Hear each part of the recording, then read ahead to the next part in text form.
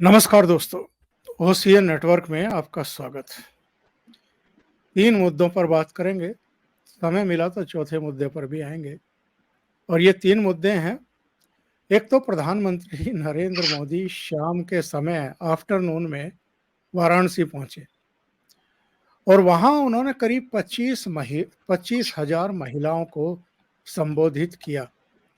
बल्कि मैं तो कहूँगा कि एक तरीके से महिला को, मातृशक्ति को सम्मानित किया और पिछले 10 वर्षों के जो फैसले हैं उनकी सरकार के, या जो महिला शक्ति की हिस्सेदारी है, उसको न केवल अंडरलाइन किया, बल्कि ये भी बताया कि ये पहली सरकार है जिसमें महिलाओं को इस तरीके से हिस्सेदारी दी जा रही है, उनको सम्मान दिया गया है प्रॉपर। और ये हम अनेक अवसरों पर देख चुके हैं।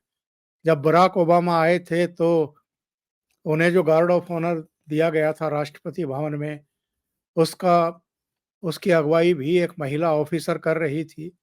हम जब राजपथ पर देखते हैं गणतंत्र दिवस परेड में, तो वहाँ भी महिला अफसरों का बोलबाला रहता है, अलग-अलग झांकियों के मामले में भी और वैसे भी। और बहुत सारी ऐसी चीज़ें हैं जिनको गिना सकते हैं, गिनाने लगेंगे तो उसमें बहुत टाइम निकल जाएगा। लेकिन एक तरफ तो दिल्ली के सीएम हाउस में उनकी अपनी महिला सांसद के साथ मारपीट होती है और वो मारपीट भी कोई और नहीं करता है, मुख्यमंत्री का पीए करता है, मुख्यमंत्री की मौजूदगी में करता है। मुख्यमंत्री भी उस समय अपने घर में ही थे और वो कुछ बोलते भी नहीं हैं, अभी तक भी चुप्पी साधे हुए हैं। और दूसरी तरफ प्रधानमंत्री हैं जो महिला शक्ति को सम्मान देने का कोई अवसर चूकते नहीं हैं। हमें ध्यान रखना होगा 2029 का जो लोकसभा चुनाव होगा वो डीलिमिटेशन के बाद 33% महिलाओं के लिए आरक्षित सीटों के साथ होगा। यानी संसद में आपको महिला शक्ति जितनी अब है 9-10% के आसपास उनकी हिस्सेदारी होती है। टिकटों में जीत कर भी वो कितनी आती हैं और कितनी दिखाई देती हैं, ये हम और आप सब जानते हैं। तो 2029 में जो दृश्य बदलने जा रहा है नई संसद का, क्या उसकी शुरुआत अभी से कर दी है, इसी चुनाव से कर दी है प्रधानमंत्री मोदी ने? इस पर चर्चा करेंगे। इसके अलावा अखिलेश यादव की सभाओं में क्या हो रहा है? ये अराजकता का बोलबाला क्यों है? भगदड़ क्यों मचने लगती है? पुलिस को लाठीचार्ज क्यों करना पड़ता है? नियंत्रित क्यों करना पड़ता है? तीसरा विषय रहेगा, राहुल गांधी क्या रायबरेली से जीत रहे हैं या हार रहे हैं? अंतर विरोधी खबरें आ रही हैं। और चौथा विषय सर के बारे में होगा, अरविंद केजरीवाल के बारे में, मनीष सिसोदिया के बारे में, उनकी पार्टी के बारे में, क्योंकि बहुत सारी खबरें हैं, उन पर संक्षेप में हम लोग बातचीत करने की कोशिश करेंगे। और मेरे साथ सीधे जुड़ रहे हैं प्रयागराज से वरिष्ठ पत्रकार अनुपम मिश्रा जी। अनुपम जी को जोड़ करके चर्चा को आगे बढ़ाते हैं। अनुपम जी, बहुत स्वागत है आपका। नमस्कार। तो प्रधानमंत्री नरेंद्र मोदी पहुंच गए सीधे वाराणसी। मुझे तो आफ्टरनून में ये हेडलाइन देखने को मिली कि वो महिला शक्ति को संबोधित करने वाले हैं। फिर उनकी कुछ विजुअल्स भी आई, वो विजुअल्स तो मैं बाद में दिखाऊंगा। लेकिन प्रधानमंत्री कोई ऐसा अवसर गंवाते नहीं हैं जब उनको कहीं से पूरे देश में और पूरे वर्ग में कोई मैसेज भेजना हो। हालांकि हम जानते हैं कि बस अब 2 चरणों के मतदान रह गए हैं 114 सीटों के लिए, 5 चरणों का मतदान हो चुका है। फिर भी वाराणसी से यह संदेश दिया है उन्होंने, क्या कहेंगे? मैंने कहा, देखिए, स्वाति मालीवाल वाले मामले के ध्यान में रखते हुए एक बड़ी लाइन खींचने की कोशिश है। आप देखिए, इसमें महिलाओं ने ही रिसीव किया, महिलाएं मंच पे थी, महिलाएं ही संचालन कर रही थी, वहां पुरुष नजर ही नहीं आ रहे थे। प्रधानमंत्री थे और योगी जी थे। अच्छा, लोकसभा के 2019 के चुनाव में 58% 58.52% पुरुषों ने वोट किया था और 59.56%, यानी 1% से भी थोड़ा ज्यादा महिलाओं ने वोट किया था। ये एक बड़ी संख्या हो जाती है, 1% भी। यहाँ पे आपके पास 80 करोड़ वोटर हों तो 90 करोड़ वोटर तो 1% भी बहुत हो जाता है ना। तो वो 1% ज्यादा महिलाओं ने, आप सोचे कि मतलब 1% का मतलब होगा कि अगर आपके 90 करोड़ वोट मिल रहे हैं तो करीब करीब 1 करोड़ महिलाएं ज्यादा हुई। तो महिलाओं का प्रतिशत ज्यादा रहा था। फिर प्रधानमंत्री की जितनी स्कीम्स हैं, फिर वो चाहे उज्ज्वला हो, चाहे जनधन हो, चाहे ये आपकी लखपति दीदी हो, चाहे ड्रोन दीदी हो, तो उनकी जितनी, चाहे हर घर जो नल की योजना है, सबसे ज्यादा तो दिक्कत महिलाओं को ही आती थी ना पानी लेके आने में। तो जितनी स्कीम्स हैं वो सब कहीं ना कहीं महिलाओं को सीधे उनकी जिंदगी को कहीं ना कहीं टच करती है। घर घर जो टॉयलेट देने की योजना है, बाथरूम बनाने की योजना है, तो एक इज्जत घर जिसको कहा गया, तो ये सब चीजें ऐसी जो महिलाओं को सीधे टच करती है। प्रधानमंत्री की तकरीबन सारी योजनाएं महिलाओं को सीधे टच करती है। दूसरी तरफ योगी जी बैठे हैं, उनकी सुरक्षा वाली बात जो नीति है वो महिलाओं को सीधे टच करती है। तो आप इसको देखें, और फिर उनको ख्याल आता है कि साहब 2019 में करीब 5 करोड़ महिलाओं ने ज्यादा वोट दिया था पुरुषों के मुकाबले। तो आइडिया ये है कि साहब महिलाओं को कम से कम जाति, धर्म, वर्ग, पार्टी, दलगत राजनीति से उठाकर सीधे सीधे लाभार्थी वर्ग बनाया जाए और उनको इस बात के लिए प्रेरित किया जाए कि साहब आपका घर कहीं भी जा रहा हो, आप भाजपा में चले जाएं और आप मोदी के पास, मोदी को वोट दें। ये मेरा ख्याल से इनका एक तरीका है। और बल्कि हम देख रहे थे आज की जहां भी आप, अब देखिए अभी 2 चरण बाकी हैं, इन 2 चरणों में भी महिला मतदाताओं को एक प्रेरित करने वाली बात है कि देखिए अक्सर ऐसा होता है पुरुष तो फिर भी वोट डालाते हैं, महिलाओं को वोट अक्सर करके नहीं पड़ पाता। तो महिलाओं को थोड़ा सा एक इनकरेज करने वाली बात है। महिला, अच्छा एक बात आप समझ लें, अगर एक घर की महिला वोट डालेगी तो आप समझ लीजिए पूरा घर वोट डाले, पूरा घर वोट डाले। तो ये हर तरह से महिलाओं को ड्रॉ आउट करने का है। और अभी मैं देख रहा था कि अभी ये हमारे पास जो सीटें चुनाव होने वाला है, लालगंज में 52% से अधिक महिलाएं हैं, गाजीपुर में 49%, जौनपुर में 48%। तो आपको इतने जबरदस्त 47, 48, 49, 50, 52, 53 ऐसे महिलाओं का परसेंटेज है।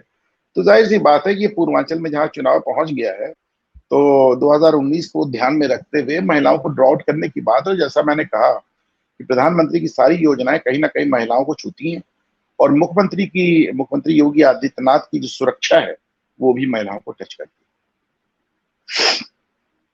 तो बहनों, पहली बार केंद्र में ऐसी सरकार आई है जिसने महिलाओं के सम्मान की चिंता की, उन्हें इज्जत घर दिए।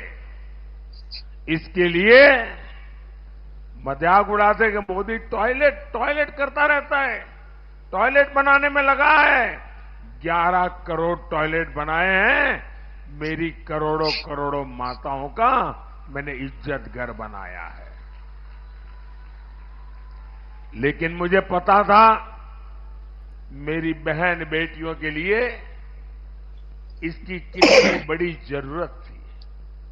मोदी ने गरीब से गरीब महिलाओं के लिए बैंक खाते खुलवाए, और वो भी 1 रुपये के खर्च के बिना, ताकि उन्हें जो भी पैसा मिले वो सुरक्षित रह सके। मोदी ने करोड़ों पीएम आवास, 4 करोड़ से ज्यादा घर बनाए, लेकिन उसकी रजिस्ट्री महिलाओं के नाम पर करवाई, ताकि करोड़ों माताएं घर की मालकिन बनी है। अब महिलाएं भी संपत्ति की मालकिन बन रही है। जो बातें अभी आप कह रहे थे, बिल्कुल सेम वही बातें प्रधानमंत्री ने कही हैं। ये एक मैसेज भी देना होता है प्रधानमंत्री को बीच बीच में, ताकि मतदाताओं को, महिलाओं को याद दिलाया जाता रहे कि हमने तो अपना दायित्व पूरा किया है, अब आपकी बारी है। और मैं देख रहा था, मैंने पिछले दिनों एक वीडियो भी बनाया था, एक प्रोग्राम भी किया था, और उसमें आप भी थे। ये जो रोड शो होते हैं, उसमें महिलाओं के चेहरे पर और आंखों में जो चमक होती है उनको देख करके, वो अद्भुत है अपने आप में। तो ये महिलाओं का जो साथ मिला है नरेंद्र मोदी को, ये बहुत भारी पड़ रहा है विपक्ष को। और कुछ विपक्ष के कारनामे बीच बीच में सामने आते रहते हैं। अभी मैं देख रहा था अमेठी में, वहां पर एक कोई नगर पालिका की चेयरपर्सन थी जो कांग्रेस की सपोर्टर है, वो एक सेल्फी लेना चाहती थी राहुल गांधी के साथ, और राहुल गांधी ने उनको लगभग धकिया करके पीछे की तरफ कर दिया। वो ऑन कैमरा दिखाई दे रहा था। दूसरी तरफ नरेंद्र मोदी हैं, जो बेटियों को जो पेंटिंग बना करके लाती हैं, फोटोग्राफ बना करके लाती हैं, या कोई बूढ़ी माता है उसके लिए कुर्सी की व्यवस्था कराते हैं। मैसेज बहुत साफ है कि महिलाओं का सम्मान कौन कर रहा है, उनको सशक्त कौन कर रहा है, और उनके साथ अभद्रता कौन कर रहा है। देखिए, अभी भी ओंकार जी, हम लोग दुर्भाग्य से, इसे कोई अन्यथा ना ले, अभी भी दुर्भाग्य से हमारा जो वोटर क्लास है, जो हमारा मतदाता, अभी भी सोचता है कि मतदान करके नेताओं पे और पॉलिटिकल पार्टीज पे एहसान कर रहा है। आप किसी पार्टी, किसी भी पार्टी, चाहे वो मोदी हो, राहुल गांधी हो, कोई हो, कैसे समझ लीजिए, आप किसी पे एहसान करने नहीं जा रहे हैं। आप जब मतदान करने जा रहे हैं तो आप अपना भला करने जा रहे हैं, आप अपने लिए नेता चुनने जा रहे हैं, आप अपना भविष्य, अपने बच्चों का भविष्य चुनने जा रहे हैं। पर अभी भी एक अंदाज है साहब, जो ये वोटिंग परसेंटेज इस बार है, वो बड़ा ही निराशाजनक है, बहुत ही निराशाजनक है। और थोड़ा सा एक कई सवाल उठाता है इस पे। कभी एक पे बात करेंगे ओंकार जी कि आखिर वोटर चाहता क्या है, आखिर वोटर चाहता क्या है। मैं ईमानदारी से मानता हूँ, और मैं क्या नहीं, आप देखें, इवन नरेंद्र मोदी के जो आलोचक हैं उसकी, वो भी इस बात को मानते हैं कि भाई दुनिया में उन्होंने आपके देश के नाम को एक बेहतर, भारतीय पासपोर्ट को एक बेहतर इज्जत दिलाई। सब लोग मानते हैं 1989 के बाद हमारे यहाँ फाइटर प्लेन्स और आर्म्स वगैरह नहीं खरीदे जा रहे थे, तो 30 साल बाद उन्होंने आपके लिए हथियार खरीदे। उन्होंने आपको वो खाना भी दे लेते हैं, वो टॉयलेट भी बना लेते हैं फ्री में, वो फ्री में घर भी बना लेते हैं, वो सड़कें भी बना लेते हैं, एयरपोर्ट भी बना लेते हैं, वो हथियार भी खरीद लेते हैं, वो तकरीबन सब कुछ कर लेते हैं। और इसके मुकाबले हमको मनमोहन सिंह का वो रिजीम याद आता है, जब मनमोहन सिंह कहते थे कि पैसे पेड़ में नहीं उगते, पैसे पेड़ में नहीं उगते। और हमको याद है कि किस तरह 13 से 14% या 15% महंगाई दर थी एक जमाने में मनमोहन सिंह के। आज वो आपको 5.5% आ गई है।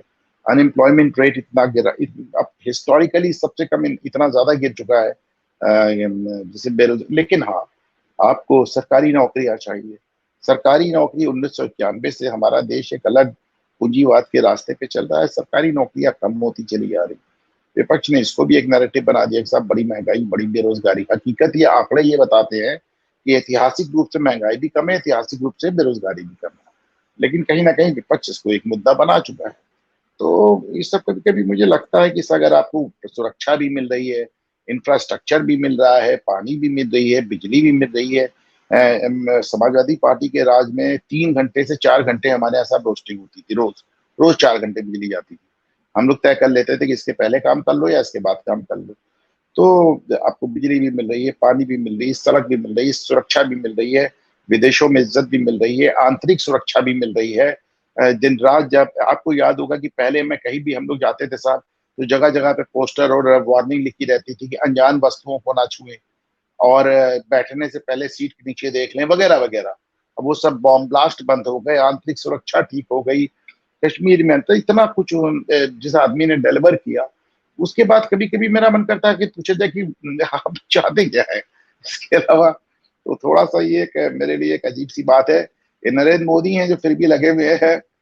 मतलब मैं तो उनकी जगह होता तो निराश हो जाता कि भाई इतना करने के बाद भी अगर वोटर टर्नआउट इतना नहीं आ रहा है तो क्या बात है, कैसा है, क्यों है। तो मैं मान के चलता हूँ कि लोगों को घर से निकालने के लिए और लोगों को प्रेरित करने के लिए मोदी साहब, अब दो चरण चुनाव का बाकी है, जाहिर है सबने अपनी अपनी पूरी पूरी ताकत झोंक रखी है।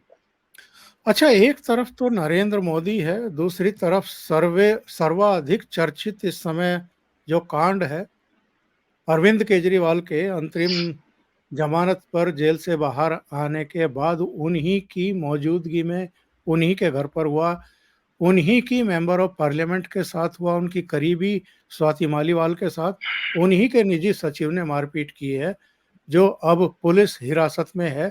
इस समय मुंबई लेकर के पुलिस उनको गई हुई है। स्वाति मालीवाल लगातार ट्वीट कर रही हैं, अपने साथ हुई घटना के बारे में बता रही है, और उनकी जो हालत है पिछले दिनों हमने ऑन कैमरा पर देखी है, और आज तो उपराज्यपाल ने भी बातचीत की है, और बातचीत करने के बाद उनका बयान भी आया है कि इससे ज़्यादा दुर्भाग्यपूर्ण बात हो नहीं सकती है कि चीफ मिनिस्टर जब घर पर थे तो उनके घर में ड्राइंग रूम में यह घटना हुई। दिल्ली में हुई, जहां अलग अलग देशों के राजनयिक रहते हैं। एक बहुत गलत मैसेज जाता है कि चीफ मिनिस्टर आवास में किसी महिला सांसद के साथ इस तरह की बातें हो जाएं, और इन लोगों को फिर भी शर्म नहीं आ रही है।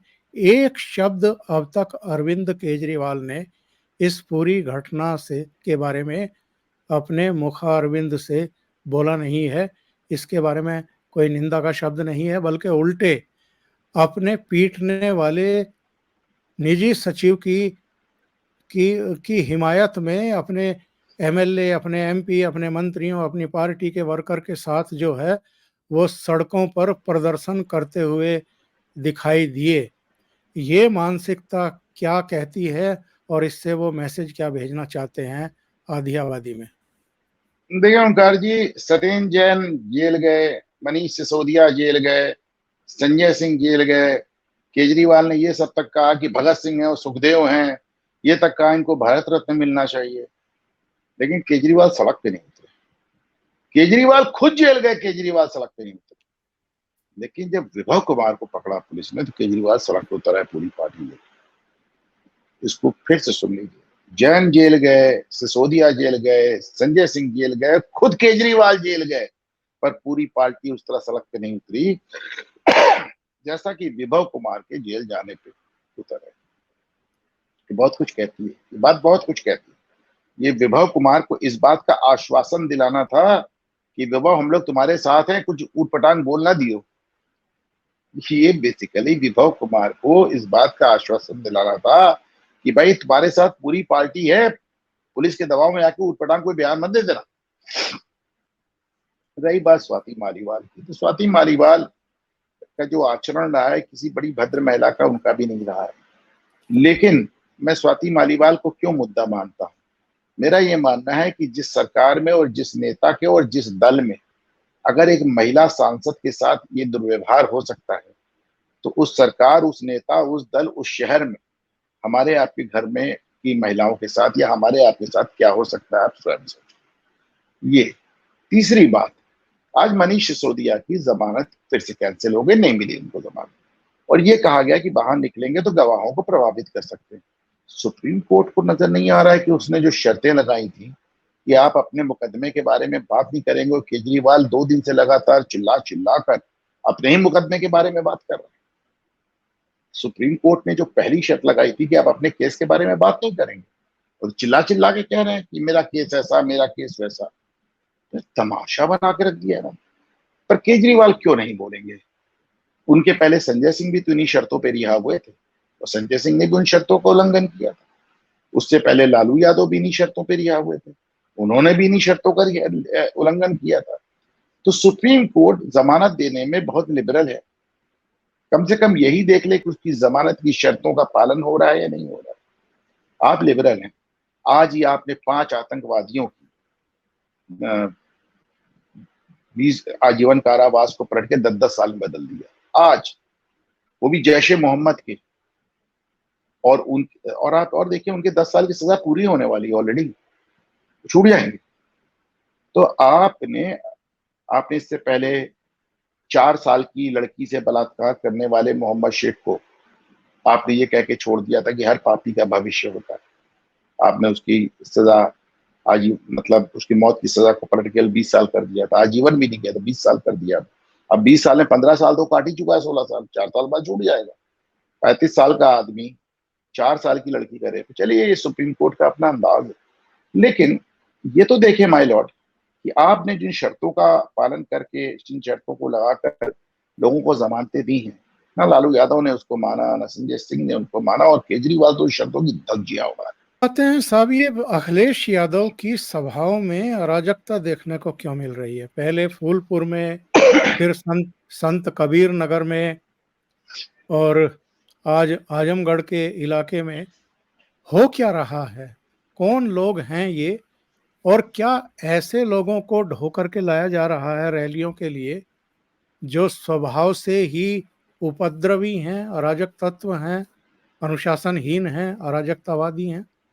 नहीं, ऐसा नहीं। देखिए, समाजवादी पार्टी के कैडर का अपना एक इनहेरेंट स्वभाव है। अभी तो 7 साल से विपक्ष में है, तो उसकी उग्रता अलग है।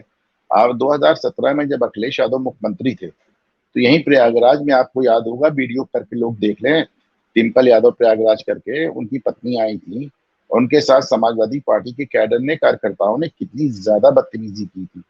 आपको याद होगा कैसे वो कह रही थी, मैं भैया शिकायत करूंगी, मैं भैया से शिकायत करूंगी, लेकिन उसके बाद ही बदतमीजी रुकी नहीं। तो आप सोचिए, उस समय अखिलेश मुख्यमंत्री थे और उनकी पत्नी के साथ ऐसा किया था।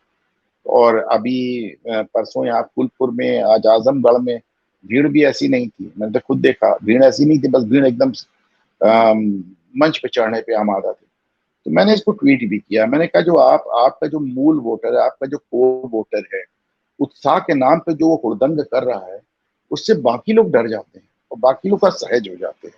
और इसीलिए 2022 के चुनाव के दौरान लगातार मैं कहता रहा कि आ रहे हैं अखिलेश, ये नारी धमकी लग रहा है। और अंततः यही हुआ कि तमाम लोग, और खासतौर से दलित वोट, आपसे डर के भाजपा में चला गया और नहीं आ पाया अखिलेश। और रायबरेली से क्या हो रहा है अनुपम जी? राहुल गांधी की हार जीत को लेकर के तमाम तरह के किस्से कहानियां हैं। कोई, किसी का कहना है कि नहीं जीत रहे हैं, किसी का कहना है कि नहीं, निकाल ले जाएंगे, थोड़ा बहुत ऊपर नीचे होगा, यानी कम मतदान होगा, कम अंतर से जीतेंगे पर जीत जाएंगे। आपका क्या आकलन है? देखिए, मेरा मानना है कि शायद राहुल गांधी रायबरेली से सांसद न रहे। पहली बात तो उनका जीतना मुश्किल है, और जीत भी गए तो इतने कम मार्जिन से जीतेंगे कि शायद उनको रायबरेली छोड़ के वायनाड ही पकड़ना पड़ेगा। उनका सीट वहां पे वो दिक्कत में है, इसमें दो राय नहीं है। आप इसको समझे कि वहां पे एक जो राज परिवार वाली फीलिंग थी कि साहब हम तो प्रधानमंत्री के परिवार से जुड़े हैं, अब वो फीलिंग भी खत्म हो गई। 10 साल से आप राज परिवार ही नहीं बची, आपकी सरकार ही नहीं बची। यंग वोटर जो आया, उसने ये फीलिंग कभी देखी नहीं है। लोगों को थोड़ा सा इस बात की खिन्नता भी है कि साहब बहुत कुछ काम हुआ नहीं। सोनिया गांधी पिछले 5 साल रायबरेली झांकने नहीं है, वो जमाई तो सीधे अपने बेटे को भेंट करने आई। तो लोगों को इस बात की भी थोड़ा सा है कि तमाशा बना दिया है। पहले आप अमेठी से लड़ते थे, फिर वहां से वायनाड भाग गए, तो अमेठी वायनाड दोनों लड़े। अब उसके बाद वायनाड और रायबरेली दोनों लड़ रहे हैं। तो अगर आपको रायबरेली लड़ना था तो आप वायनाड क्यों लड़े, और अगर आपको वायनाड लड़ना है तो आप रायबरेली क्या करने आए? तो एक तमाशा सा बन रहा है वहां पे। राहुल गांधी को दिक्कत आ रही है। हालांकि देखिए, उनके फेवर में भी कुछ बातें जा रही हैं। अदिति सिंह अभी उन्होंने फाइनली भारतीय जनता पार्टी के चुनाव प्रचार से दूरी रखी। मनोज पांडे लगे जरूर, पर बहुत देर से लगे। जब अमित शाह उनके घर गए, 5 में से 4 विधायक वहां सपा के हैं, उनमें से एक मनोज पांडे पड़ गए, तो आप 3 और 2 मान लें। ये सब चीजें उनके फेवर में भी जाती हैं। लेकिन इसके बाद भी अगर राहुल गांधी की सीट फंसी हुई बताई जा रही है, तो ओंकार जी आप खुद सोच रहे हैं कि राहुल गांधी को किस हद तक जनता नकार चुकी।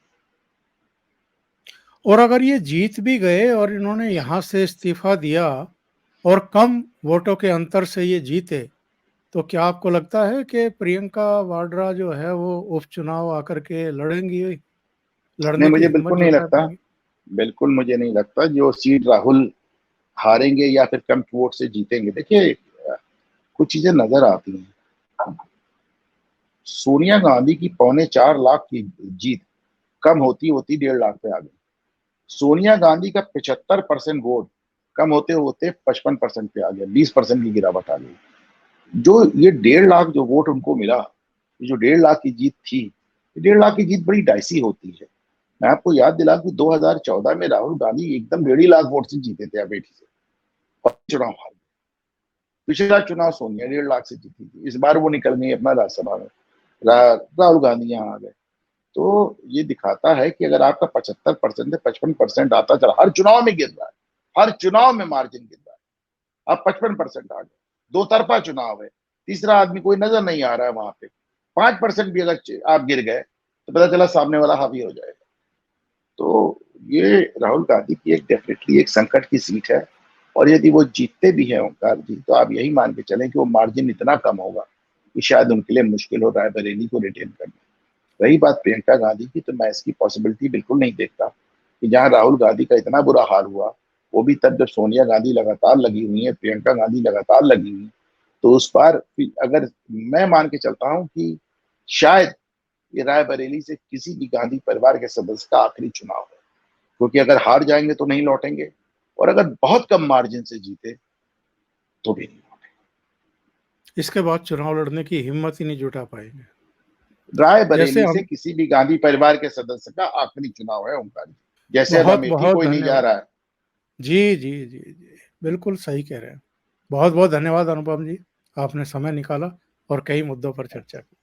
Thank you so much.